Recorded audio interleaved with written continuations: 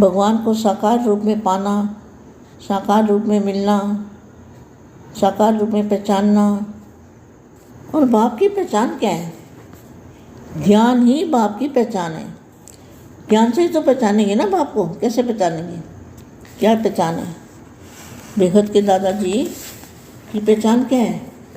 बेहद का ज्ञान, हद का ज्ञान नहीं। बेहद के बच्चों से बेहद का बाप बेहद के बच्चों से बेहद की बातें करते हैं। हद की बातें हद के मनुष्य करते हैं। मनुष्य जो होते हैं वो हद की बातें करते हैं, और बेहद के दादाजी बेहद के बच्चों से बेहद की बातें करते हैं। तो ये है बाप की पहचान। बाप की महिमा क्या है? ज्ञान का सागर। तो दादाजी के पास कितना ज्ञान है? बेहद के बेहद का महासागर जितना ज्ञान दादाजी के पास ज्ञान है। अभी तो बूंद का बूंद भी ज्ञान नहीं दिया दादाजी ने, थोड़ा सा ही ज्ञान दिया, ज्ञान के इशारे दिए।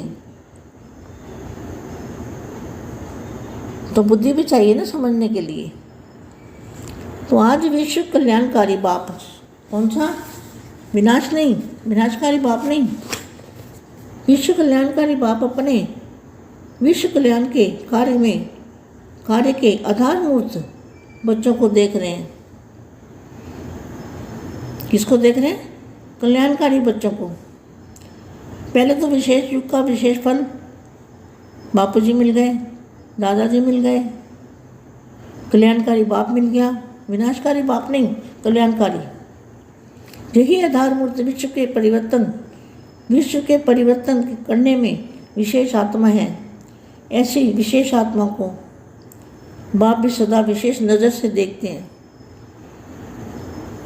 हर एक विशेष आत्मा की विशेषता सदा बाप के पास स्पष्ट सामने है।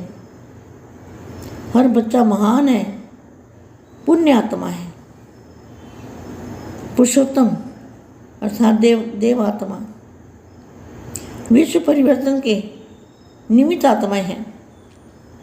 यह महान अंतर सदा सामने रहता है ना। यह अंतर महामंत्र स्वरूप स्वतः बना देता है। तो महामंत्र क्या है? परम शांति, परम शांति, परम शांति। ऐसा अनुभव करते हो जैसे बाप के सामने सदा हर एक बच्चा विशेष आत्मा के रूप में सामने रहता है। वैसे आप सब भी अपनी विशेषता और सर्व की विशेषता यही सदा देखते हो। सदा कीचड़ में रहने वाले कमल को देखते हो, वह कीचड़ और कमल दोनों को देखते हो। सिर्फ कमल को देखना है। संगम युग विशेष युग है, और इस विशेष युग में आप सर्व विशेष आत्माओं का विशेष पाठ है। थोड़ी सी आत्मा का विशेष पाठ है, क्योंकि बाप के सहयोगी हो। बाप के सहयोगी कितनी आत्मा है? थोड़ी सी आत्मा, मुट्ठी भर आत्मा है। क्योंकि बाप के सहयोगी हो, विशेष आत्मा का कर्तव्य क्या है? स्व की विशेषता द्वारा विशेष कार्य में रहना, अर्थात अपनी विशेषता का सिर्फ मन में व मुख में वर्णन नहीं करना, लेकिन विशेषता द्वारा कोई विशेष कार्य करके दिखाना है। विशेष कार्य क्या है? स्व परिवर्तन से विश्व का परिवर्तन।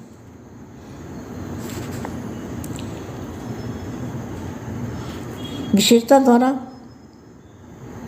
विशेष कार्य में रहना, अर्थात विशेषता का सिर्फ मन में व मुख में वर्णन नहीं करना, लेकिन विशेषता द्वारा कोई विशेष कार्य करके दिखाना है।